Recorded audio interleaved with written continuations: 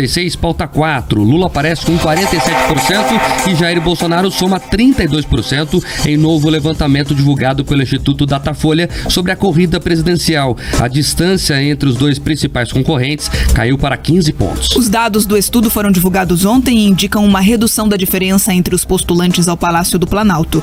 No cenário estimulado, em que os nomes dos candidatos são indicados aos entrevistados, Luiz Inácio Lula da Silva, do PT, chega a 47%, enquanto Jair Bolsonaro, do PL, atinge 32%. Na pesquisa do Instituto Datafolha, realizada em maio, a diferença entre os dois adversários era de 21 pontos. No mês de julho, caiu para 18 pontos. E agora, a distância ficou em 15 pontos percentuais.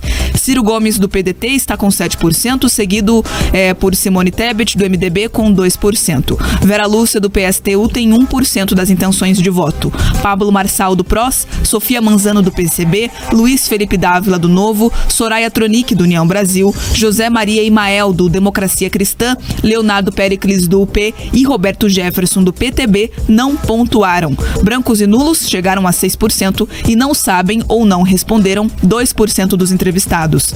Já na pesquisa espontânea, em que não são apresentados os nomes dos candidatos, Lula aparece com 40% das intenções de voto e Bolsonaro com 28%. Ciro Gomes foi citado por 2% dos entrevistados e Simone Tebet por 1%. Outras respostas chegaram a 2%, brancos e nulos somam 6% e não sabem 22%. O levantamento do Datafolha ouviu 5.744 pessoas em 281 cidades entre os dias 16 e 18 de agosto. Tem margem de erro de 2 pontos percentuais para mais ou para menos.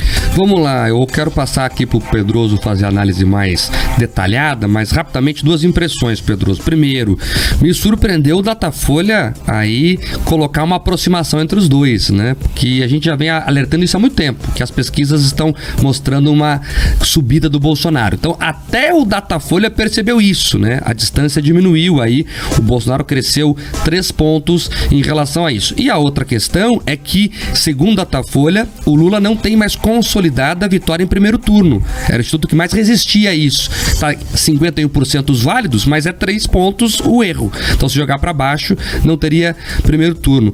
É isso mesmo? Está se consolidando esse cenário? Olha, o ouvinte atento do Jornal da Manhã vai lembrar que há mais de 40 dias a gente tem alertado aqui para essa mudança que aconteceria junto aos institutos de pesquisa. A gente falou isso. E não tem nada a ver com sorte, com adivinhação. É porque a gente estuda os dados a fundo. E os dados já mostravam isso, Mark. Vamos lembrar, desde o ano passado, a gente traz o seguinte: o que derruba um presidente da República, o que alavanca um presidente da República, muitas vezes é a inflação e a sensação das questões econômicas. A inflação diminuiu, né? A percepção em relação à inflação diminuiu, os dados econômicos melhoraram, os índices de emprego também. Então você percebe um crescimento sim do presidente da República. Isso era esperado e projetado, os dados mostravam isso. Quando você vai no dado mais detalhado ainda, o presidente cresceu inclusive numa camada ali da população de renda média. Então isso acendeu um alerta inclusive na campanha do PT, porque ele está crescendo justamente onde eles não imaginavam que ele cresceria. Eles ficam com um discurso, olha, cresce na elite e tudo mais. Começou a crescer nas camadas médias. Você também diminuiu a rejeição ali do presidente da República. A rejeição ao Lula cresceu.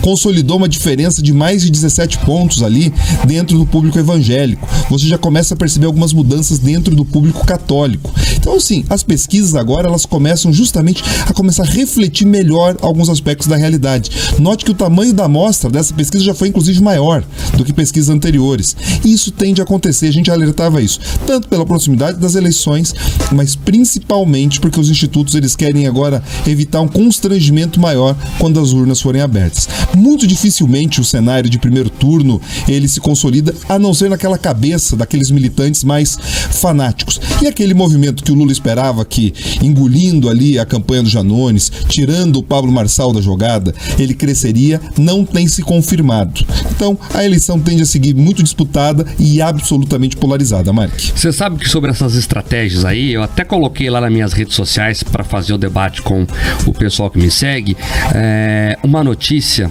do colunista Valdo Cruz, que trabalha na Globo News, né? Ele comenta política e economia na Globo News, e ele trouxe a informação informação de bastidor que ele apurou, imagino que com o PT. Equipe de Lula teme volta do antipetismo e traça estratégia para conter a rejeição. E aí, Pedroso, tem um trecho que eu até destaquei aqui. Segundo texto do Valdo Cruz. Segundo a avaliação de coordenadores do comitê de Lula, o aumento do antipetismo é resultado dos ataques, relembrando o período em que o petista ficou preso, o associando ao escândalo do Petrolão. O PT, então, segundo o colunista, apostou no esquecimento, Pedroso, e não tá dando certo. Olha só, é engraçado, Mark.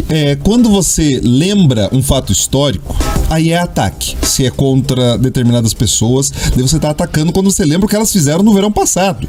Você não tá ali xingando ninguém. Você tá simplesmente lembrando, olha, teve tal problema lá. Do que você pensa disso? Pronto, isso é ataque. Olha só a diferença de tratamento. E com certeza o PT ele apostou no esquecimento. Eles tentam fazer aquela limpada de barra, né, na imagem do Lula, não tratam de questões éticas, tratam quase nada do governo Dilma. Então eles querem esquecer o que fizeram no verão passado, tentam apresentar só esse Lulinha paz e amor e ainda muito contido. Veja, a gente comentou ontem aqui, eles querem que ele fale pouco para justamente não falar besteiras como aquela em relação às cores da bandeira. Então eles apostam no esquecimento e de certa maneira esconder o candidato de verdade. Eles querem exclusivamente o candidato do marketing e não a pessoa de carne e osso ali. 7h42.